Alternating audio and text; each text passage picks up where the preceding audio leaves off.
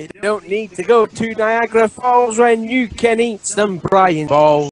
So what's going on, NASCAR diecast collectors and diecast reviewers on YouTube? This is Rich Big right here. Welcome back to another episode of the NASCAR Authentics diecast reviewing series on my YouTube channel. This is going to be another car from Wave 6 I will be reviewing today. Going to be yet another popular driver, so you know, get ready to bring your sunglasses out because this is going to be quite the review. Hint, hint, this is going to be a quite bright car indeed. Okay, enough of me and my, ready puns. Today we'll be doing the NASCAR Authentics diecast review on the good old Dale Earnhardt Jr. and his number 88 Axalta 2017 Chevrolet SS for Hendrick Motorsports. This is a cool car that I just recently picked up at Walmart along with some other cars from Wave 6. So you can see right there, you got the nice bright yellow and reddish oranges Axalta car, so it really looks nice right there. We're going to be looking at that very shortly. Got the nice little die-cast rendered magnets, which that's something very unique for Lionel. After all, they are a die-cast company. Like I say right there, the traditional boxing, nothing too crazy, and you get the free magnet as well. And then the back, very similar like always, made in China, all that wonderful stuff. And to collect them all, that's something I always like to show you guys, so you guys can go and check off what cars you have, as this thing's really sliding. So you know what, that might be a good sign of me to go ahead and unbox this car and give you guys a review of the Dale Earnhardt Jr. 2017 Axalta Chevrolet. My oh my, isn't this car just bright? Holy Christ, like I said guys, you guys better get the Dale Jr. sunglasses out because this car is really going to, spark your mind into a world of sunshine.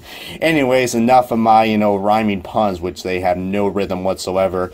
Here's the Dale Jr. car. Looks very nice as always, a lot more brighter and sleeker looking than last year's. But of course, with every NASCAR Authentics diecast review, I will be looking at the little magnet or trinket that comes with this. And then I said magnet because this is a magnet right here, and wow, this is a cool little diecast we got right here. Well, it's actually the diecast render of the Dale Jr. Axalta car, so that's pretty cool right there. It's more on the smaller side. I mean, I'll zoom out just to show you guys how small this is. I mean, it's just about as it's not as big as the hoods that we usually get for NASCAR Authentics, but still cool right there. Even the diecast render doesn't have the Monster Energy logos because Hendrick Motorsports does not allow that because it is a competitor to Mountain Dew, which is owned by Pepsi, and Coca-Cola's owns Monster, so you guys probably already know about that on my Chase Elliott Hooters car.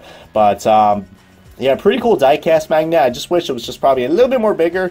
Also, I wish the outline was just a little less blacker because it looks, I don't know, it just looks so out of place. You know what I mean? Usually the magnets are, are usually cut to scale, but this one is just a little bit out of scale. But still cool though. I mean, this is something that we usually got last year as well. But it is kind of tough to display though, so I'll try my best. We're just going to display it like that though for the diecast review. It looks very awkward in that angle because that's not how the renders usually go. But who knows, Lionel might do that now since I'm doing it. But anyways, back to the diecast, guys. This is a really cool car, a lot more brighter like I have mentioned than last year's, which I do have last year's in hand as well. But we'll be looking at a 360 view as I will be giving my thoughts about this car. He did drove this car. I think he first drove it at Phoenix from what I know, and I know he didn't really had a good run with this, but this is going to be one out of the 4 Axalta cars that we'll be getting for this year, along with his 600 start, which already was made. And then we got the fixed auto car and the Mako car as well. But I do have to say this car is probably my favorite, along with the 600 start car. Wouldn't be surprised if NASCAR Authentics or Lionel, decides to put that car out next. But of course, this car has no name banners like previously. I always have to mention that because, some people might forget why there's no name banners. Also got the updated spoiler as well for the low downforce package. So very nice right there. So at least Lionel's giving somewhat of an accurate diecast. No paint chips or blemish. I spoke too soon. There's a little chip right there. Man, can't go have one diecast review without a little blemish on these diecasts. But Lionel's quality is finest. But yeah, guys, I really like the paint scheme. I mean, it's a little more complicated than last year's, which was very basic, but it works. I mean, in this world, you got to mix things up sometimes. And I think Axalta did a good job, especially for a painting company. This car, really looks like it was freshly painted. So, which I think Hendrick Motorsports actually does stick to that. So that's really nice right there. But we'll be going ahead and looking at the car that we got from last year in one of the previous waves from last year, the Axalta car. So you can see right there, we got quite ourselves a pretty big difference from last year. I mean, the colors look slightly inverted, but you can see right there, I mean, you tell how bright this Dangolo yellow is. I mean, it's not really Dangolo, but on camera it looks Dangolo. It's more, I don't know, yeah, I guess you can kind of say it, but it's a little more duller on when you get in real life. Of course, my camera's really picking it up very bright, so this will be a nice, exciting review for you guys. But you can see right there, you know, I mean, the paint scheme is different, but all the sponsors are mostly the same, though. I mean, besides Tax Slayer and BeTheMatch.org. But, yeah, I mean, as much as I did like last year's, you know, it gave me that vibes with the Oriole Ritz car that he drove a couple way back years ago from the early 2000s. So, but this really does work, though. I do like the new paint scheme change. I'm hoping this is something that William Byron will have for next year, because the Axalta will be going to him and not Bowman. So, might be another reason why you should pick up the 88 car, because, oh, that logo is crooked. But you can see right there some more differences on the back and the rear of this diecast. But, yeah, I'm hoping they could, you know, I wouldn't mind if they keep this paint scheme again for this year to go on to next year's, especially since we have the 24 on it. But still really cool, though, regardless, though.